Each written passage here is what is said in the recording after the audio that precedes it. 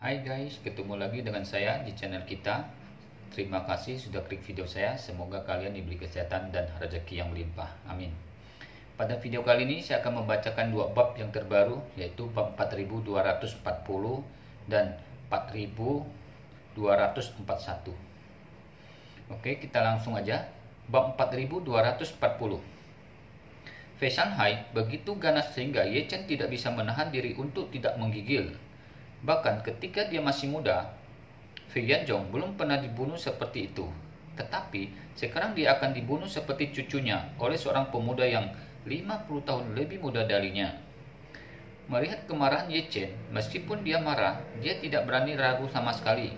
Dan dengan cepat mengambil sumpit lagi. Ye Chen puas dengan ini, melihat bahwa pelayan itu mengirim 2 botol anggur Moutai dalam 2 kilo. Dia berkata kepada pelayan itu, "Bawakan 10 botol anggur jenis ini lagi." Pelayan itu tercengang setelah mendengar ini dan berkata, "Ini adalah paket 2 pon." Ye Chen melambaikan tangannya. "Jika kamu ingin mengambilnya, kamu bisa mengambilnya. Mengapa kamu mengatakan itu?" Hati Fei Shanghai bergetar ketika dia mendengarnya, tetapi dia tidak berani menentang. Dia dengan cepat melambaikan tangan dan berkata, "Pergi, pergi." Pelayan itu tidak berani berbicara, jadi dia berbalik dan turun. Setelah beberapa saat, dia membawa beberapa pelayan dan membawa 10 botol minuman keras. Ye Chen mengirim pelayan itu pergi dan kemudian memandang keluarga Fei dan putranya dan berkata dengan ringan, "Ayo, mari kita bicara.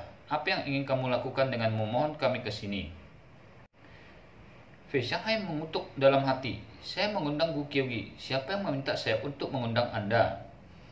Tetapi dia tidak berani mengatakan kata-kata ini, jadi dia hanya bisa mengatakan dengan jujur, "Siang muda, kami mengundang Anda dan Nona Gu untuk datang, terutama untuk menanyakan situasi penculikan cucu saya Hao Yang hari itu. Tapi sekarang tidak perlu lagi." Fei Shanghai tidak bodoh. Dia tidak pernah mengerti bagaimana beberapa ninja Jepang berani menyerang cucunya. Tapi melihat bahwa Ye Chen bisa membuat Zhang Xuan berlutut dan memohon belas kasihan, dia tahu bahwa Ye Chen pasti dalang di balik layar. Namun dalam hal ini dia sudah memimpin serigala ke dalam ruangan, apalagi menanyakan keberadaan cucunya. Bahkan konsekuensinya sendiri masih belum diketahui.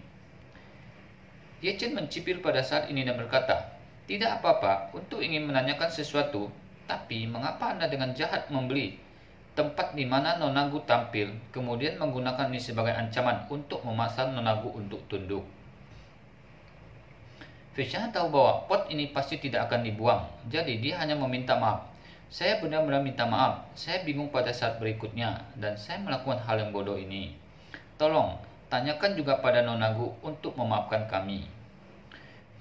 Fei Xiaobin di samping juga berkata dengan cepat, Ya, ini semua salah kami. Mari kita sapa Venua, dan kami tidak akan menunda waktu pertunjukan Nona Gu." Ye Chen melambaikan tangannya, "Kamu tidak perlu menelpon untuk menyapa. Aku sama sekali tidak percaya karakter orang sepertimu. Aku hanya pergi ke jalan dan mengambil anjing liar dan membiarkannya menggonggong. 2 kali lebih banyak dari apa yang Anda katakan. Lebih bisa dipercaya." Mendengar ini, Gu Qiuyi tidak bisa menahan tawa terbahak-bahak. Sementara wajah Fei Xiaobin berwarna ungu dan dia mengutuk dengan putus asa. "Tidak apa-apa diancam oleh Ye Chen. Saya tidak berpikir akan ada penghinaan pribadi yang berkelanjutan. Membandingkan Lao Zu dengan seekor anjing, apa artinya gonggongan anjing? Apakah itu kredibel atau tidak?" Namun, Fei Xiaobin hanya bisa menyangkal 2 kalimat di dalam hati dan berkata dengan hormat, "Tuan Ye, bagaimana menurut Anda kami dapat menangani masalah ini dengan benar? Kami semua akan mengikuti instruksi Anda." Ye Chen mengangguk, melambaikan tangannya dan berkata, "Jadi, bukankah kamu sudah membeli tempat itu? Sekarang, biarkan orang yang bertanggung jawab membuat kontrak untuk menjual tempat itu kepada agen Nona Gu seharga $1. Perusahaan, kamu langsung bertanya orang yang bertanggung jawab di pihak Anda untuk mendatangi dengan agen Nona Gu, dan tempat ini akan dimiliki oleh agen Nona Gu di masa depan. Jadi, saya tidak perlu khawatir tentang Anda bajingan menghalangi." Fei Xiaobin tiba-tiba ingin menangis tanpa air mata. Dia merasa bahwa dia adalah keluhan terbesar di dunia. Untuk memaksa Nona Gu tunduk, saya membayar harga yang sangat tinggi untuk membeli tempat itu secara langsung, dan kemudian memberi agensi Gu Kewi 10 kali lipat ganti rugi.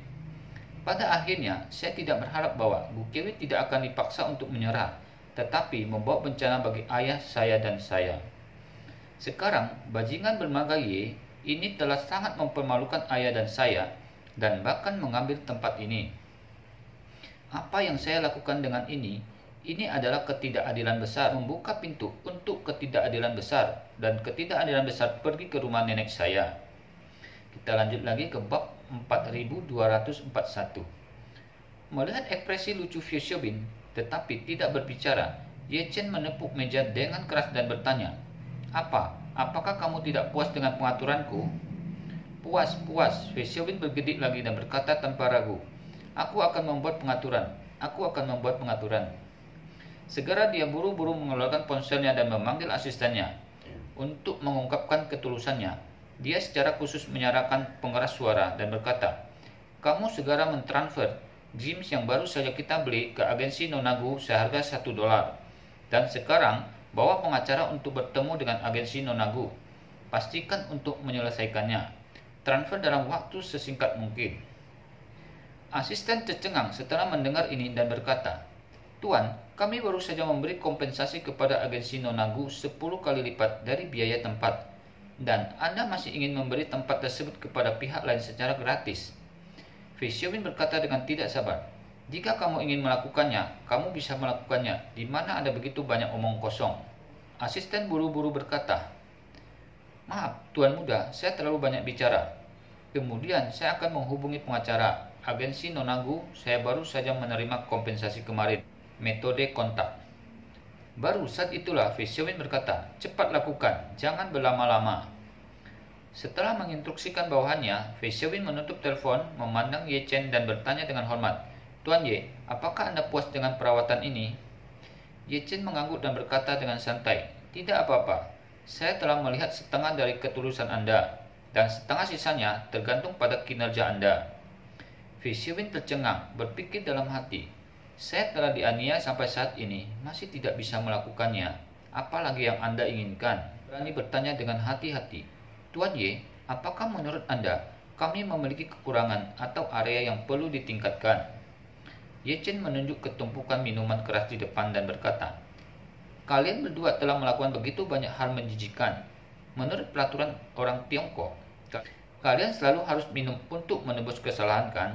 Ayo, masing-masing kamu akan menghukum dirimu sendiri untuk 3 minuman dulu. Setelah mengatakan itu, Ye Chen menyerahkan segelas untuk digunakan air minum di peralatan makanan dan berkata, Gunakan saja ini untuk minum. Gelas ini memiliki kapasitas hampir 300 ml. 3 gelas per orang, setidaknya 7 atau 800 ml, tetapi setidaknya 1,5 pon. Setelah Fei Xiaobin mendengar ini, kakinya tidak bisa menahan gemetaran, dan wajah Fei Shanghai bahkan lebih pucat. Orang-orang kaya ini, meskipun mereka juga suka minum anggur, tetapi jumlah alkoholnya terbatas pada minuman. Itu benar-benar membuat Fei Xiaobin terbuka untuk minum minuman keras, dan pada akhirnya, dia hanya memiliki 7 atau 8 tel alkohol.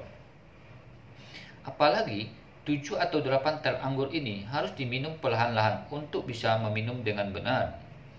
Hanya ketika Anda dalam suasana hati yang baik, Anda dapat meminum dengan jumlah yang maksimal sambil makan, mengobrol, dan minum dengan 3 atau 5 teman.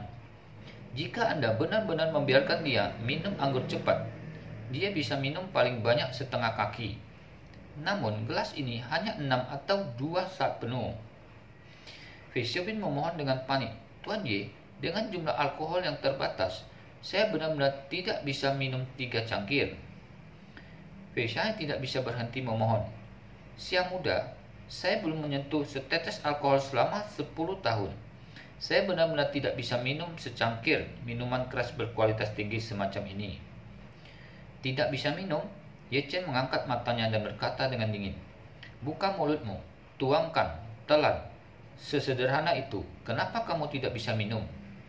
Dengan mengatakan itu, Ye Chen berdiri dan berkata dengan dingin, Ayo, tuangkan anggur. Aku akan melihat mengapa kamu tidak bisa meminumnya.